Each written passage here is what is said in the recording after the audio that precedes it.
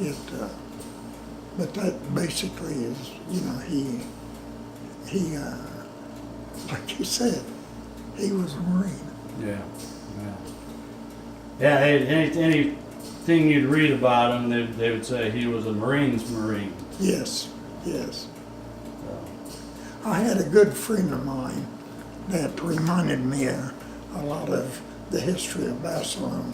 His name was Trumpy, and he was from Indiana. But anyway, he's a good friend of mine. Probably been in prison if he hadn't been in the Marine Corps. He was me. But anyway, they were going to the front one day, and we'd had so many casualties that he was in an F-14 forward observer team, and there was only 3 of them left. Usually there were 6 on a team.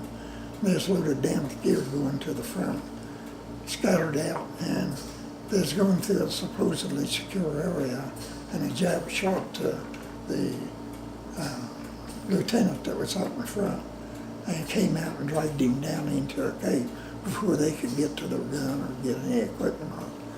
And they shucked their equipment.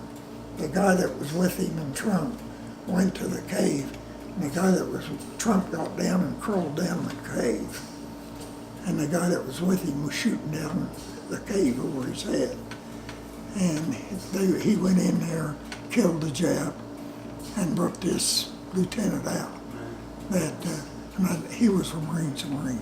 I said, Trump, what the hell did you do that for? And he said, this seemed like the right thing to do. good answer. I'm sure that lieutenant was awfully thankful too. Pardon? I'm sure that lieutenant was awfully thankful too. They're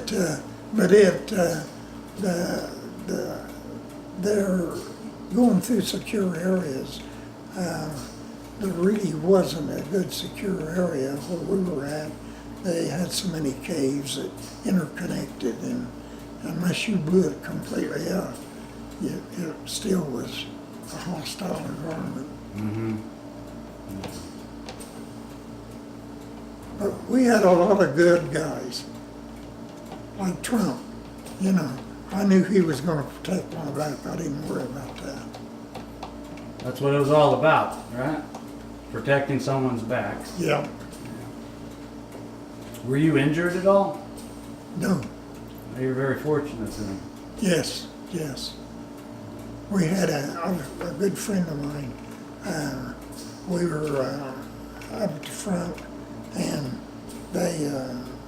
he's a kid from Texas, and he was radio operator, and we had a radio with us, and we didn't want to run a radio real loud.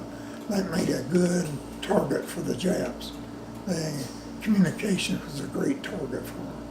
And so we was in a foxhole, and we'd check in every 30 minutes. And so the first night up there, young and ignorant, we didn't know anything. And but you knew you wasn't supposed to get out because you'd got shot. And we'd check in every 30 minutes on the radio, run it real loud, check in, run it back down. The guns back if we caught anything, then we could get them back quick. And we'd check in every 30 minutes. And so anyway, we'd go an hour at a time. One of us would be awake and the other one, and had flares up all the time where you could see. And we had when we took that position, there was 5 dead Japs laying out there. And so along in the middle of the night, I looked up and there was a Jap coming by. Our foxhole just looked like he was 12 foot tall. Boy, he looked tall. And so anyway, I yelled and we started throwing out hand grenades. But anyway, the next morning when we got up, there were still just 5 dead Japs. One of them had been playing possum. Now there's a learning experience. We didn't take a position that a dead Jap was there, that we weren't sure he was dead. Yeah. So consequently, that's the way you learn. Yeah. But anyway, he was an infiltrator. He was trying to infiltrate from Suribachi back to the north end of the island, because he knew Suribachi was going to fall, possibly the place he was at was. And so this friend of mine and we went out and went up on the edge of the lines and found a machine gun and picked that machine gun up and took it back to Harfox home and some ammo. And we probably, of infiltrators that night, we probably shot 2,000, 2,500 rounds. Really? Infiltrators coming through. Mm-hmm. Maybe there'd just be one, and then pretty soon maybe there'd be two, but neither one of us was machine gunners, and like dummy, learning experience, we was using tracers. We sure caught a lot of return fire. Sure, yeah. But anyway, we still fired. Yeah. Tracer. I was getting ready to ask, but I don't know what it is. So it's machine guns are set up so usually it's every fifth round would be a tracer, and named because you could actually see it in the dead of night.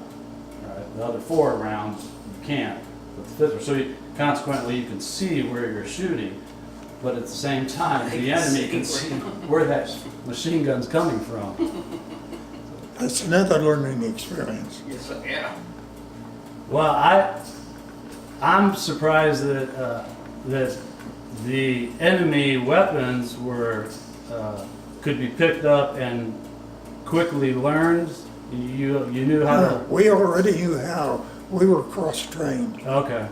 So You had some of their weapons to train on. Yes, we had shot machine guns and that's What is it? weather radio.